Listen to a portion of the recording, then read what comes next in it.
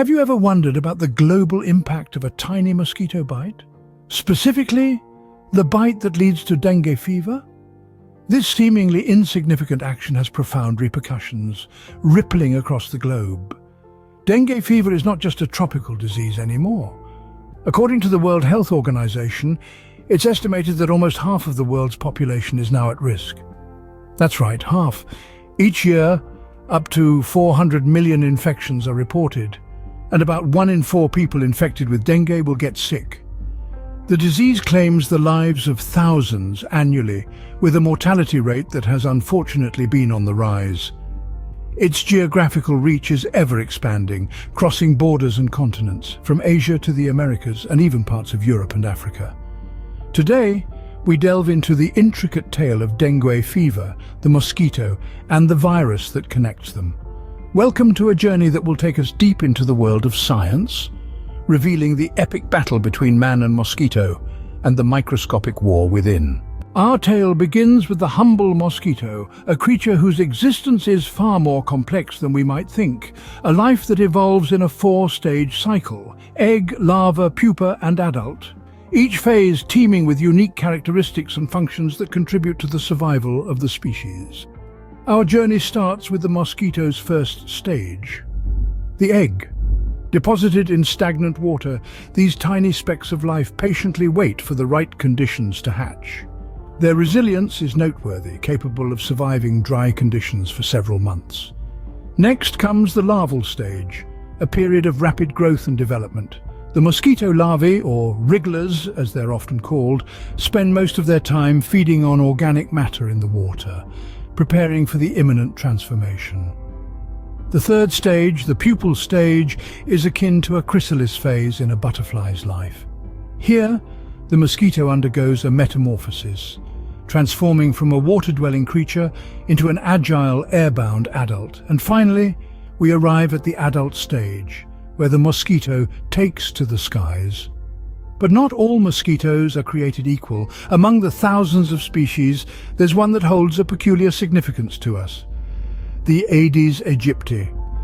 The Aedes aegypti, easily recognizable by its distinctive white markings, thrives in urban environments, preferring to lay its eggs in artificial containers close to human habitats. Unlike other species, the Aedes aegypti is a day biter, making it a particularly efficient transmitter of diseases. The female Aedes aegypti, driven by a biological need to nourish its eggs, seeks out blood meals from humans. It's during these feeding bouts that the mosquito can acquire and subsequently transmit the dengue virus. But this mosquito is not just a simple pest. It's a vector for the dangerous dengue virus. The dengue virus, a tiny but potent entity, has its own fascinating journey.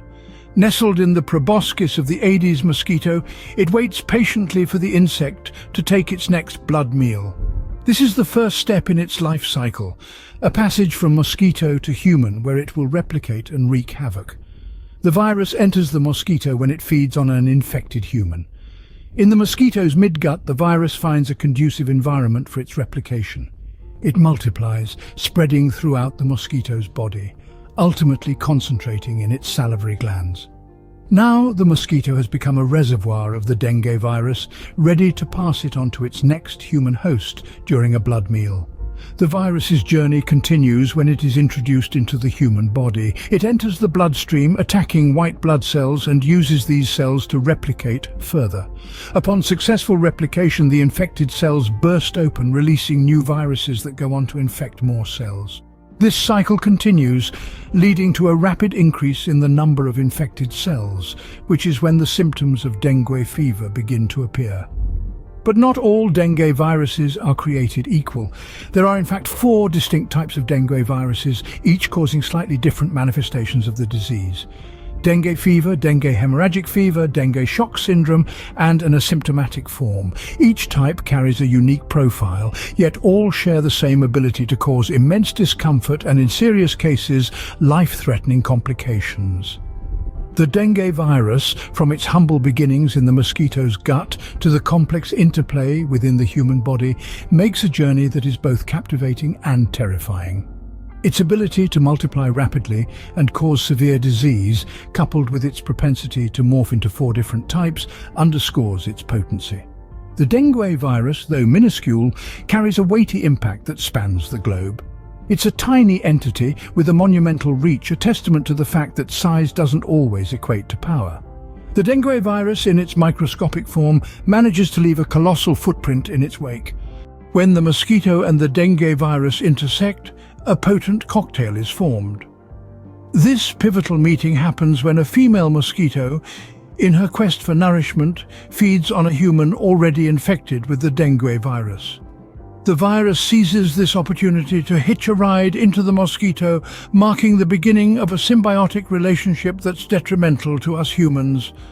But how does this happen? The virus, with its uncanny ability to adapt, survives within the mosquito's gut. The mosquito, now a carrier, remains unharmed, unwittingly providing the perfect environment for the virus to replicate. Over the course of 10 to 14 days, the virus multiplies, eventually reaching the mosquito's salivary glands. This is the point of no return. The mosquito is now a fully fledged vector of the dengue virus, ready to transmit it to the next human on its feeding agenda.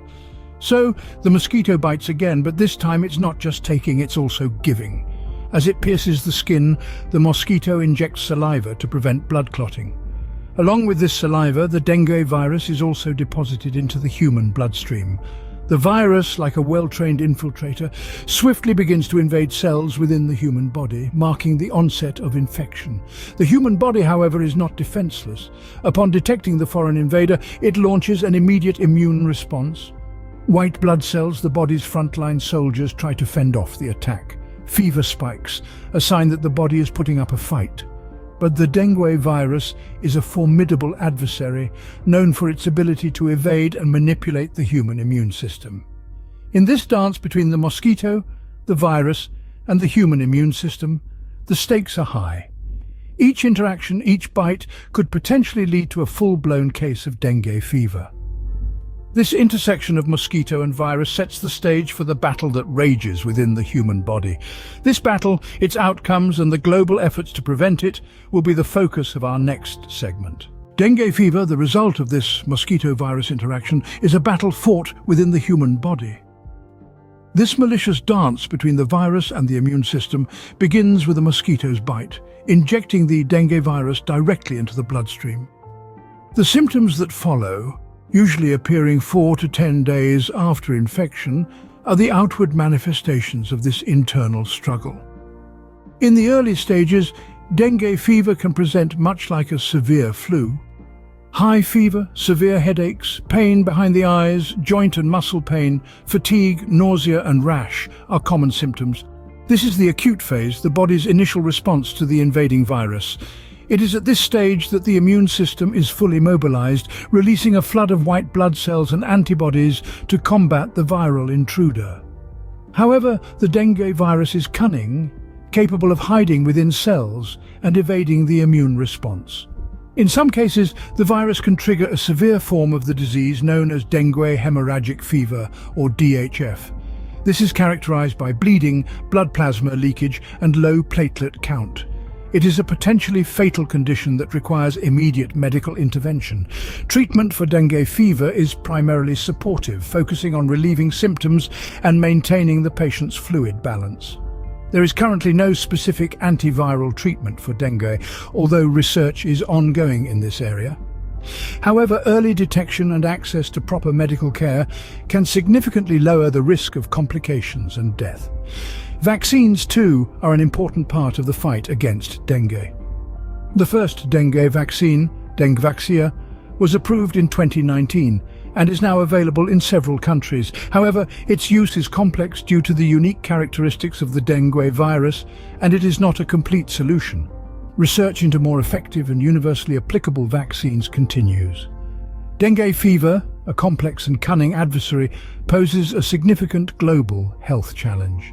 Yet advances in medical research and growing understanding of the virus and its vector are paving the way for potential breakthroughs.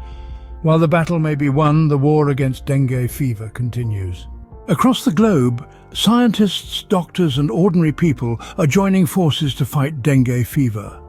From the bustling laboratories where researchers tirelessly unravel the mysteries of the dengue virus, to the quiet corners of the world where community health workers educate their neighbors about mosquito control, the battle is being waged on multiple fronts. Innovation is at the forefront of this global fight. We're seeing novel strategies like genetically modified mosquitoes that cannot transmit the virus, and cutting-edge vaccines being developed with unprecedented speed. Prevention, too, plays a vital role. Simple actions like eliminating standing water where mosquitoes breed can have a profound impact. And let's not forget the medical professionals who are on the front lines treating patients and managing outbreaks. Their work is crucial in reducing the devastating effects of this disease. Join us in this fight. Subscribe to Sci Sips for more insights into the fascinating world of science. And remember, your knowledge can make a difference.